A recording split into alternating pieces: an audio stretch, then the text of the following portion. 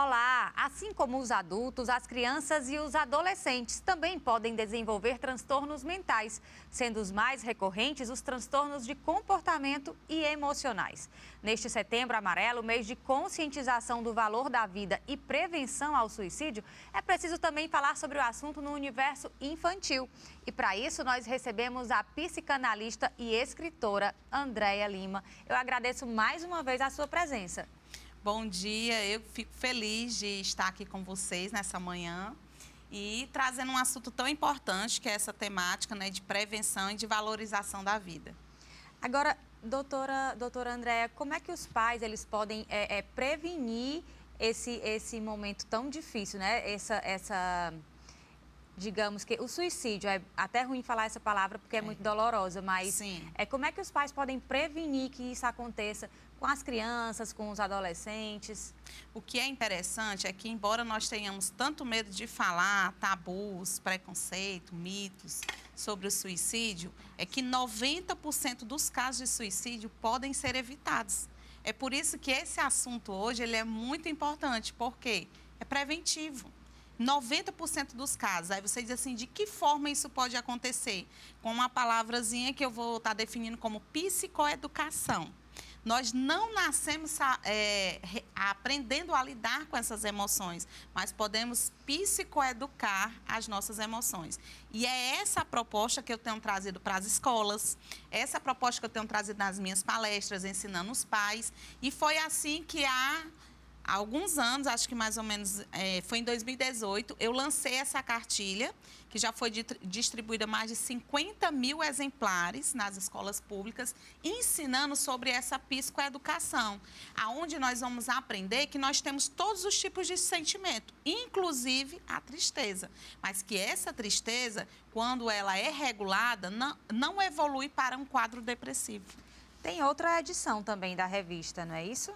Pronto. Aí, quando foi no setembro do ano passado, querendo alcançar ainda mais o público infanto-juvenil, eu lancei a historinha que tem nessa revista do personagem Theo em mangá.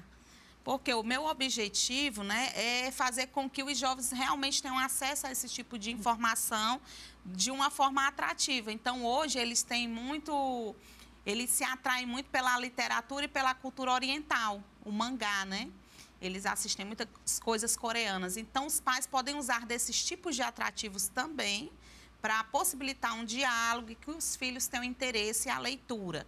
Então, ensinar sobre os sentimentos, que a gente pode ter raiva, pode ter tristeza, manifestar isso, e aí a criança vai regulando. Quando você vê uma criança, por exemplo, bem pequena, ela não tem essa autorregulação da raiva, por exemplo, né?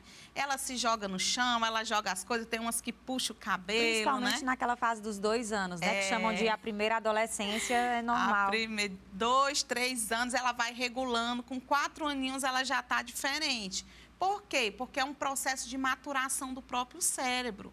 Então, se a gente permite que os nossos filhos expressem as emoções, então nós vamos saber o que está acontecendo dentro dele. O que acontece é que muitos pais não dão esse espaço para que a criança e o adolescente vivencie essa emoção de forma expressiva. Então, ele coloca isso internamente e muitos vão para a automutilação, isso não coloca essa dor para fora, esse sofrimento para fora e pensa que não tem saída e quer acabar com essa dor.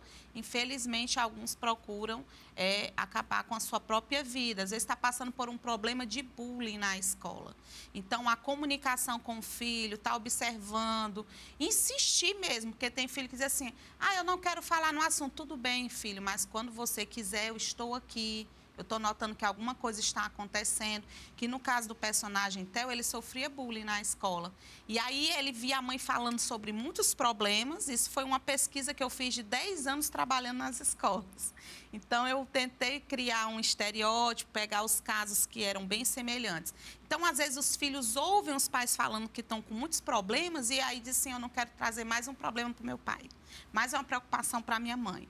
E aí você, pai e mãe, pode prevenir dizendo assim, meu filho, problema todo mundo tem, mas você é a coisa mais importante na minha vida. O seu problema, as suas dificuldades têm prioridade na minha vida. Então, eu quero que você compartilhe comigo. É mais uma vez aquela questão do amor, do seu filho se sentir amado e acolhido. Isso é fundamental, né, doutora? Isso. Aí eu venho fazendo aqui menção ao nome do seu programa, desenvolvendo essa emotividade da criança, essa inteligência emocional, essa psicoeducação com afeto, com carinho. Muitas vezes meu filho ele está muito irado, né? Eu sou mãe de 3 filhos, né? E às vezes ele está muito irado e ele grita, ele bate, ele fica até babando de tanta raiva, porque ele quer expressar, ele tem 7 anos, né? Aí eu sento lá e deixo ele gritar, deixo ele esbravejar.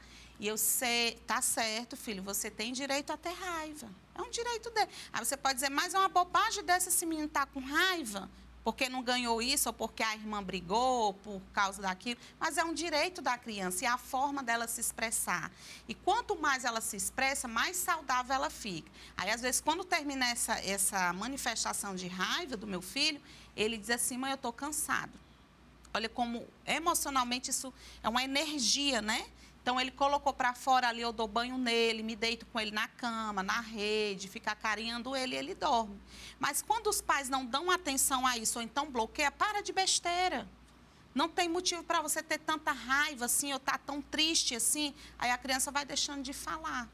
Agora também uma outra questão, nessa vida corrida dos pais, os pais também são humanos, pode Sim. acontecer de perder a paciência e tudo Sim. mais, mas sempre depois disso, depois também de uma crise de raiva também dos pais, chegar, ensinar, pedir desculpa, tentar reaver a situação de uma outra forma, com mais amor, com mais afeto. Né? Sim, porque isso também é uma forma de psicoeducação, onde eu vou ensinar para o meu filho que tem dias que eu estou melhor, tem dias que eu não estou tão legal. E é bom você comunicar isso para o teu filho. Olha, filho, hoje a mamãe está muito cansada. Hoje foi um dia difícil para a mamãe. Hoje a mamãe está com dor de cabeça. Aí você vai comunicando e a própria criança vai também aprendendo a comunicar, que naquele dia ela não está tão legal. E assim a gente vai... Eu trabalhei muitos anos e trabalho com crianças, né? Mas depois que eu fui mãe, que eu coloquei tudo isso em prática, né? E eu vejo até a minha filha de 3 anos, ela fala isso às vezes. Mamãe, hoje eu estou cansada. Então, naquele dia, eu sei que o limite dela, eu sei que a sensibilidade dela está maior. Então, quando ela já fala alguma coisa, tá certo, filho.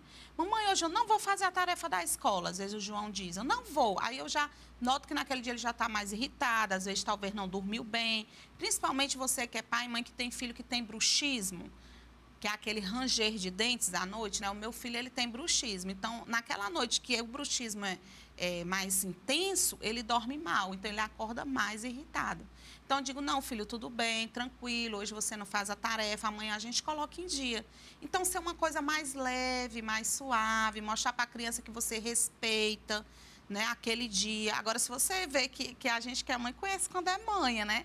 Aí você vai, não, filho, você tá bem, você faz a sua atividade e tudo. Então, é saber desenvolver essa regulação, essa comunicação com afeto, mostrando disciplina, limites, isso é muito importante, mas também respeito aos sentimentos da criança. Agora, doutora, além dessas questões comportamentais, tem também um fator genético que os pais precisam ficar atentos nessa questão das doenças mentais, essa questão também da depressão, da Sim. ansiedade, que podem levar a um caso mais sério, como o suicídio? Pronto. Geralmente, né, quando eu tenho uma ONG que se chama Alegria de Viver. Inclusive, se você está assistindo, conhece alguém, às vezes tem alguém que trabalha na tua casa, que tem um filho que está com depressão. Hoje são mais de 10 milhões de pessoas que têm depressão no Brasil. O Brasil está num ranking, infelizmente, de aumento de depressão, de quadros depressivos. E no Ceará, morrem mais pessoas por suicídio do que por acidente de moto. Olha só. Saiu no Diário do Nordeste. Então, é algo que é preocupante. Então, essa questão, quando a gente recebe essas crianças e adolescentes no consultório, a gente vê o histórico familiar. Porque se no histórico familiar, a sua família tem já tentativas de suicídio, casos de suicídio, casos de depressão, a gente precisa já fazer essa prevenção, para que não se desenvolva, né? Entendendo que também tem um fator genético. Não é só um fator ambiental, comportamental. Existem também fatores orgânicos, às vezes um déficit de vitamina, que a criança às vezes não se alimenta bem, né? Existe também essa questão genética que é muito forte. Então, a prevenção, no caso de suicídio, quando já aconteceu com a família, é muito importante. Eu, na minha família, por exemplo, as pessoas não gostam muito de falar sobre esse assunto, porque tem vergonha, mas ninguém precisa ter vergonha, porque depressão é uma doença. O meu avô, ele... E que tem tratamento, tem é importante que se tratamento, diga, né? As pessoas, às vezes, perguntam assim, por que a senhora levantou essa bandeira, essa causa, né? Hoje nós estamos em 3 cidades, em Eusébio, Caucaia e Fortaleza, e meu sonho é ampliar isso, para evitar essa dor e sofrimento nas famílias, porque o meu avô, com a perda da minha avó, ele não soube lidar com o luto. E aí ele entrou em depressão e passou 3, 4 anos em depressão e tirou a própria vida. Então, a minha família ela não soube identificar esses passos, mas um profissional qualificado nessa área vai fazer toda a diferença. Então, agora que nós passamos pela pandemia, teve crianças que perderam amiguinhos, que perdeu o pai, perdeu a mãe, o avô, a avó. Então, se você nota que o comportamento está alterado, procura um profissional especialista em criança, especialista em adolescente e nessa temática, que com certeza vai ser preventivo e vai ajudar essa pessoa a passar por essa fase com mais facilidade. Agora, quais são os sinais de alerta que os pais devem acender aquela luz vermelha e já buscar um profissional, já buscar um tratamento, quando essa questão preventiva ou não foi suficiente, Sim. ou não pôde ser feita por algum motivo? Pronto, o principal fator de alerta, gente, é quando essa rotina começa a ser alterada. De que forma essa rotina ela é alterada? Primeiro, aquilo que a criança ou adolescente gostava de fazer, ele passa a começar a evitar, que é o passo da evitação. Não quer ir às reuniões familiares, não quer sair com a família, não quer participar de festinhas. Ele começa a uma fase de isolamento. Começa a ter mais uma vida no mundo virtual, trancado na rede social, começa a observar também as notas, né? Como é que está a questão das notas, se está baixando muito as notas, conversa com os professores, se já tem todos os recursos, a criança não está conseguindo se concentrar. Alguns distúrbios também que são observados, que são os distúrbios alimentares. Ou a criança passa a comer a mais e ela ganha peso, ou ela passa a não ter apetite e começa a perder peso. Então, um ganho brusco de peso ou uma perda brusca de peso é um sinal de alerta. E o outro é o sono. Se você nota que essa criança está tendo insônia, que ela está dormindo muito tarde, às vezes os pais ficam só brigando achando que é porque ele quer ficar na internet, quer ficar jogando, e não é, porque é insônia. Acordando muito tarde.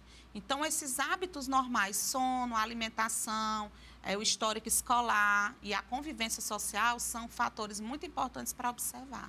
Por falar sobre essa questão de insônia, também de aparelhos eletrônicos, como videogame, celular, entre outros, existe aquela reflexão que a gente, acho que é até muito conhecida, que fala os filhos do quarto. Enquanto os pais estão naquela correria ou estão ali na sala interagindo com outras pessoas, o seu filho está lá sozinho no quarto.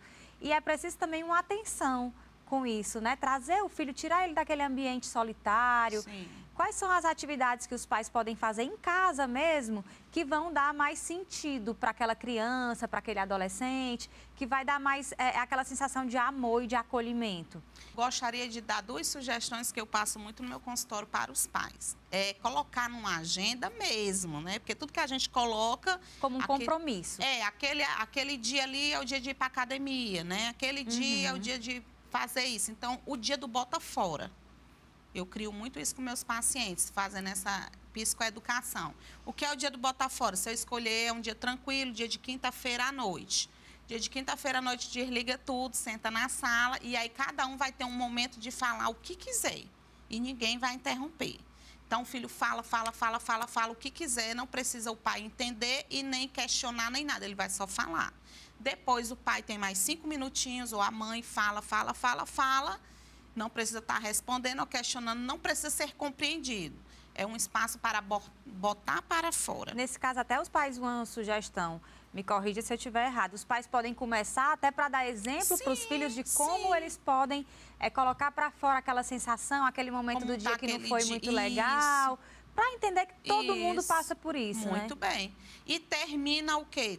É coisa rápida, tipo se for 5 minutos a mãe, 5 minutos o pai, 5 minutos o filho. Termina ali, né? Quem gosta de fazer uma oração, faz uma oração. faz uma reza, lê um salmo, lê um poema. Então, termina com uma coisa leve, uma coisa gostosa, se abraça, se beija, vai comer uma coisa legal e depois vai dormir. Então, esse é um dia muito importante. Se você não pode fazer semanal, coloca de 15 em 15 dias.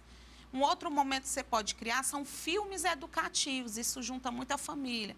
Uma panelona de pipoca, pede uma pizza, faz um salgadinho, sei lá, alguma coisa. Olha, esse é o nosso momento. Nem que seja uma vez por mês, gente. Todo mundo é ocupado, mas os nossos filhos são prioridade. Então, aquele dia é o dia do momento da família, o Cine Família. É bom sempre dar um nome. Não, hoje é o Cine Família. Quem vai escolher o filme desse mês? É o fulano, é o pai, é a mãe, é o filho. Então, cada um escolhe, para não ficar o gosto só de um, para a gente aprender a compartilhar momentos. Né? Esse filme que esse menino escolheu é um desenho, ou então não tem nada a ver, mas é o que o seu filho gosta de assistir. Você tem que conhecer também os gostos do seu filho e participar. Agora, os sinais mais graves, doutora, como a automutilação, além dessa questão do isolamento, quais são os sintomas, os sinais mais graves de que aquela criança, aquele jovem está pedindo socorro do jeito dele, sem conseguir verbalizar, sem conseguir se expressar? A automutilação, né, ou a autolesão, ela tem a autolesão com a... Nem geralmente a pessoa que se autolesiona, ela tem intenção suicida. Ela, às vezes, quer só aliviar aquela dor emocional, aquele sofrimento. Ela está externalizando o que está dentro. Os pais devem ter essa observação no corpo dos filhos, está sempre observando os braços, às vezes eles cortam numa parte que é mais coberta pela roupa, nas pernas, e observar na barriga. E se você observar que o filho fecha a porta, que não troca mais de roupa na sua frente, que não quer usar biquíni, está evitando um determinado tipo de roupa. E se você observar que isso está acontecendo, não faça aquela cara, ai meu Deus, de desespero. Filho, tudo bem, filha, está acontecendo isso, eu vou te ajudar, vou procurar ajuda. Então, esse é um sinal, né? Quando começa a esconder o corpo, começa a evitar os pais, né? Ou evitar algumas situações como praia, piscina, esse tipo de coisa. E o outro é quando você vê uma irritabilidade, gente. Às vezes é tido como rebeldia. A irritabilidade, o mau humor. Esse menino, essa menina é enjoada, é mal-humorada, é muito irritada, é grosseira. Às vezes, essa agressividade, essa irritabilidade é um sintoma de depressão. E aí vocês, filha, vem cá, senta aqui, o que é que está acontecendo? Você não é assim. O que é que tem te entristecido, te irritado? E ali ela vai esperando, eu não quero falar, não sei o quê, e depois começa a chorar. Você deixa chorar, não fala muito. Pai e mãe aprendam. Às vezes você só precisa estar presente. Só estar ali, parado, olhando, depois abraçar e pronto. Você quer falar, filha, agora sobre alguma... Não, não quero. Pronto, não insiste. E assim você vai conquistando espaço até que aquela criança ou aquele adolescente diga por que ela está chorando, por que ela está agressiva, por que ela está irritada, por que ela está evitando você, amigos ou situações. Existe também aquele mito, né, de que quem se mata não fala, vai e faz.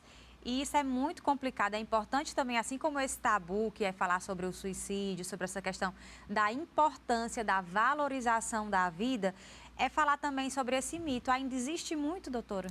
Existe sim, gente. Estatisticamente, os estudos mostram que as pessoas que tentaram suicídio, elas deram sinais várias vezes que iam se suicidar.